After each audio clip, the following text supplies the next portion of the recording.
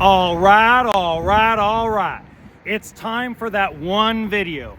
That's right, folks. The one video you've been waiting for me to do to teach you how to do your own third-party inspection on your RV purchase so we can save you money instead of hiring someone else. It might surprise you, but that intro only took me 12 takes to do. That's right, only 12 takes to do.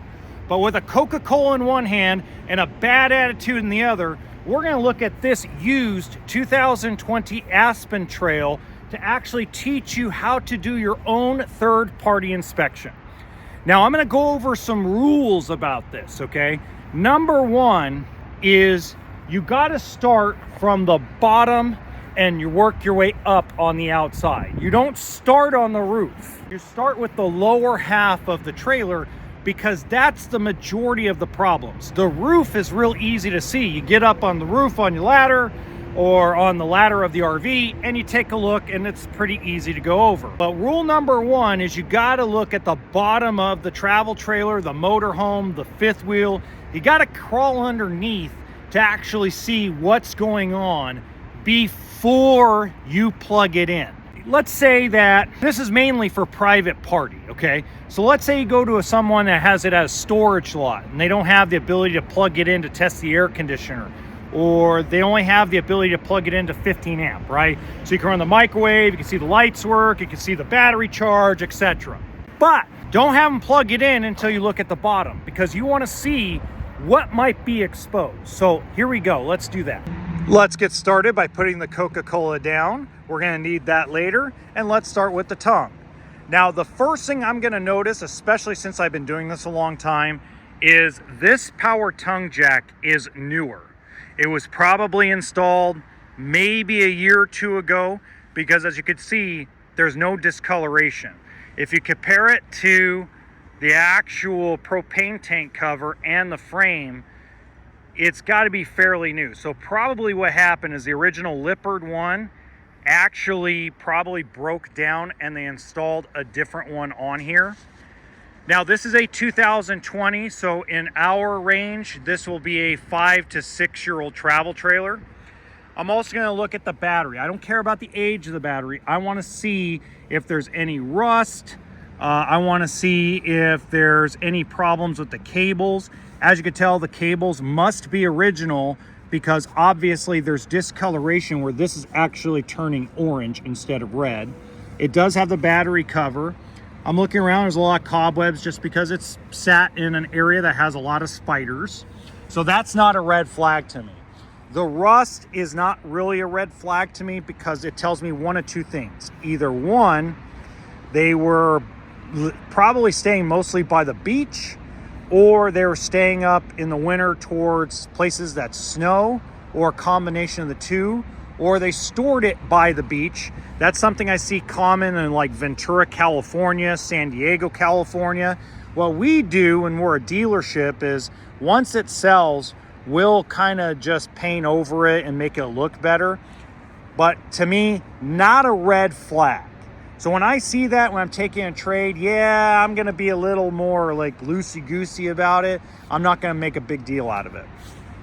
What I am gonna make a big deal out of is something like this. You see how that's already popping out? You could tell right here, and again, this is an entry-level trailer. This is identical to a Coleman that Camping World sells. This is a Coleman with a different name on it, built by the same manufacturer in the same plant. So a Coleman, a Colorado, and a Aspen Trail are the same product. And this is a common thing that does occur if you don't seal this, right? So you could tell the sealant that was in here is gone. Now you see this also lack of sealant in Brinkley RV as well. Just want to jab that in there. If you guys don't know, Brinkley has had a lot of quality issues lately. So that's something that's going to red flag me. You want to pay close attention to like looking at the seals around here, because if moisture got in, like you could tell, this has not been sealed or resealed in a long time. And it's something we really recommend to anybody that owns a travel trailer from a service point. See, I'm looking at everything. I'm gonna look at all my seals, all my sealants. I wanna see when it rains, is there gonna be water damage? You can see here, right here, there's no water damage, so it hasn't seeped in at all. But again, you know, if I'm gonna buy this from a private party or a dealer, I gotta know that I need to seal this or pay the service department or pay a service technician, if you're buying privately, to do those seals and to reattach the front end. So as you can see down here, there's your insulation down there. That's your Pink Panther, because it's wood constructed. But as you can tell, there's no mold down there that I can see. So obviously there hasn't any moisture that's gotten in there yet. Obviously we're going to need to fix it before we sell it. So I'm going to go around. I want to make sure that my doors are sealing and closing and opening properly. I don't see any mold. We're looking for mold on the wood. We're looking for any kind of stainage on the wood. We're looking for wallpaper crinkles.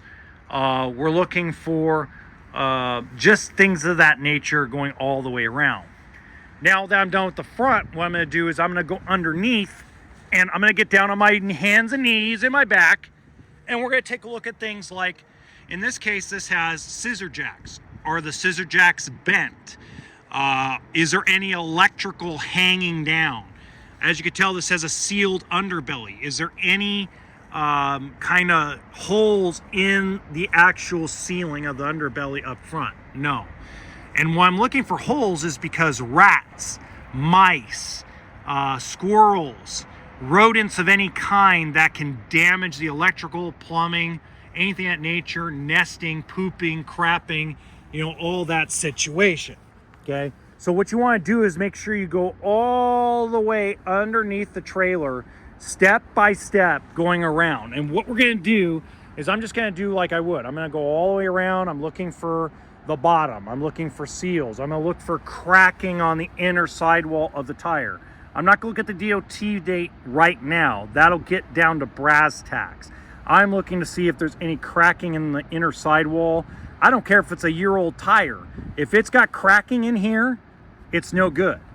Okay, it could be 3 months old, and if it's cracking, it's no good. Around the back, I'm gonna look for all the seals again, right? So we're starting at the bottom because we're here. We're starting at the bottom because we're here, okay? So you can tell at one point this water heater leaked because you can see the hard water right here. Now, we know that because we fixed it, but something you want to pay attention to. Slide out seals. Are the slide out seals tucked in like they are right here? This is actually good, okay? Coming around, this all looks good. You could tell like this needs to be resealed, see? So those are things you need to pay attention to as you're doing your walkthrough, as you're doing your actual physical inspection. Do you really need someone to do this for you? Only if you really want somebody to, okay? Now let's go to rule 2. Rule number 2, as you work your way up, you want to double check all of your seals, even on your roof. Now, to save time in this video, and everybody say hello to Garfield, meow, meow, meow. Okay. To save time in this video, I'm not going to climb on the roof myself, but what I want you to realize is if you watch Dustin Simpson from California RV Specialist, they pay attention to the seals, the front, the back, the sides, all the vents, okay? You want to make sure that it has been taken care of and maintained, because most consumers, specifically private party sellers, don't do the maintenance on the roof required by the manufacturer of the roof material.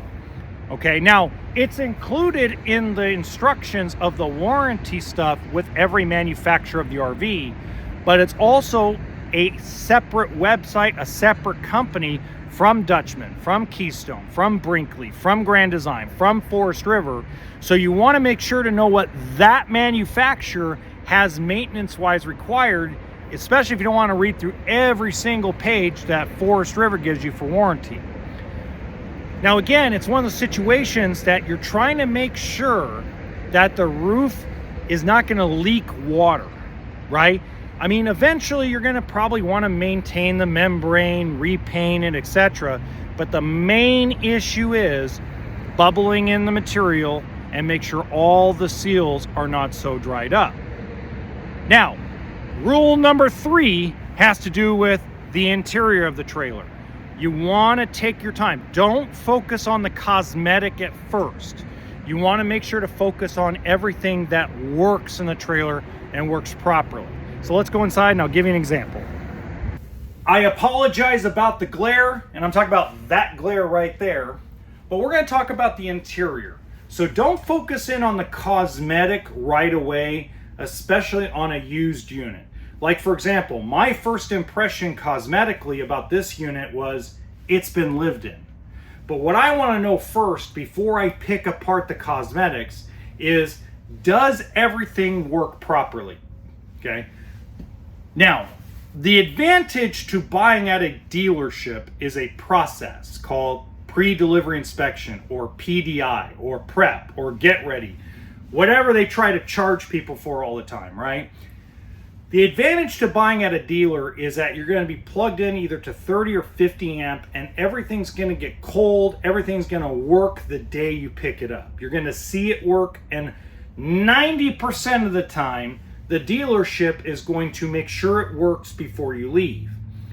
But private party, you don't get that kind of, how I put this, you don't get that kind of like comfort, I should say. So what I would recommend, whether you're buying at a dealer or whether you're buying private party, is you want to make sure the refrigerator is ice cold before you exchange the rest of the funds. So what I mean by that is, if you're going to go see this trailer from a private party seller, as an example, you want to tell the customer, I want to see the refrigerator ice cold on propane and on electric before I leave. Now, when you do it through a dealership, they already test those systems 90% of the time, okay? Now, there are bad dealers out there, and unfortunately, bad dealers make a bad reputation for the super majority. But again, no matter what, you want to feel this refrigerator get cold. Now, what I would do first is you always want to make sure the freezer's getting cold first. In a propane electric fridge, the freezer will get cold first and then trickle into the refrigerator. If this isn't ice cold, the fridge isn't going to work, okay? You also want to make sure, like, I'd bring a bag of popcorn, and I would pop the popcorn inside the microphone and pop a bunch of popcorn, because there's times where it will look like it's working, especially when it's 5, 6, 7, 8 years old, but it really doesn't work. And it's not an expensive replacement, but again, you want to know what you're getting yourself into. This is easy to test. You can obviously light the pilot, light this with just propane. That's easy. You can get the hot water heater to run hot water pretty quickly on propane. Even if it's on demand or a tank, you can pretty much get it done pretty quick. One thing I would really want you to do is, when it comes to the sinks, when it comes to the showers, when it comes to certain things like that, I would first have it hooked up to city water to make sure that there's pressure and there's not too much pressure that causes leaks. And number 2, I would have it pumped out. I would do it out of the water tank or the water pump. So when you run those systems, what you're looking for is you're going to open up the cabinets. And what you're going to do is you're going to look at all the drain pipes and the plumbing and see if there's any water leaking out of there. Then if this is covered up like it is right here, I would have the person remove it and see if there's any leaks going down there. Because a lot of times, any kind of water leaks are going to be very hidden, okay? And by the way, just to let you know, I would say the majority, not all, but the majority of third-party inspectors never check that. Okay, one of the biggest complaints I hear about third-party inspectors from people is, oh, well, they focused in on all the stuff like scratches in the cabinet instead of the actual mechanics. And that's because a lot of your third-party inspectors have never been a technician. They've never worked in a dealership or service center environment. You have to remember that a lot of third-party inspectors are full-time RVers that have run out of options to find work. So they go take a class in Texas, and all of a sudden 32 hours of a class make them an expert in looking at RVs. So you have to understand, like, I have 15 years in this industry. I've been a technician, I've prepped them, I've fixed them, I've diagnosed them, I've sold them. I've done just about every hat that you can possibly imagine. By the way, if you find this helpful, make sure you hit the like button and subscribe to the channel. Again, you want to make sure that the compressor fires. So when you turn on the AC, it has to be hooked into 30 or 50 amp. If they don't, they need to bring a generator. Do not let a private party person tell you it works. Yes, the fan may work, but I've had too many times where I've taken them on trade, I plug it in, I start running it, and all of a sudden the compressor never fires. It blows cold air, but as soon as the heat of summer comes, that compressor never fires. Remember, there's a reason why they're getting rid of their rig. See, that's how I look at it. When I take things on consignment, I take things on trade, I understand that there's a reason why they're getting rid of their rig. There's something that's about it that they don't like. I don't worry much about TVs or radios because everybody usually replaces those. But again, inside, I want to make sure there's no moisture here on the frames. See how this wallpaper is starting to crinkle? That means at some point moisture got into here. Okay? I'm looking and seeing if all the blinds work. Do they pull up and down? They're in decent shape. This is actually pretty good. This couch for being lived in, pretty good. Obviously, that probably was a litter box or something right there because they cut it out specifically, and it looks like it's about the size of a litter box. Okay. Carpet's dirty as hell. I could tell this has been lived in. Same thing in the shower.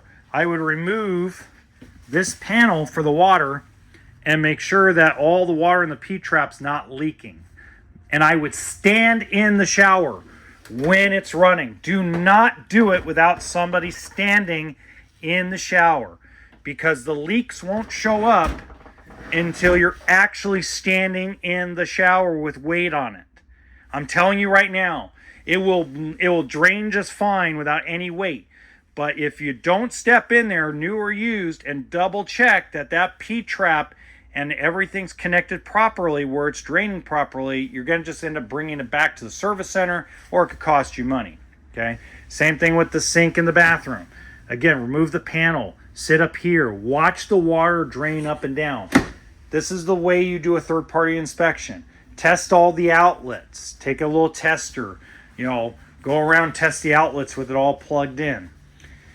Now, finally, let's look for water damage in the cabinet. So what I'm doing is in the cabinet areas, I'm going to look for discoloration. Now, I'm not looking for a brownish color. I'm looking for like a yellowish, really, really pea yellow stains. Okay, that's what I'm looking for in the ceiling and around the seals. Okay, I'm looking for crinkles in the wallpaper. I'm looking mainly in the living room, in the back, in the sides, also in the cabinets, right? Also in the cabinets. Okay. Last thing for you. Take your time. A lot of walkthroughs at dealerships that are done properly take about 2 to 3 hours. Okay? On a motorhome, sometimes 4 or 5 hours. This is an all-day process. You're investing your own money into this, especially if it's used. And now you kind of get a sense. Now, me personally, when I go through a coach, it doesn't take me long because I've been doing it for a long time.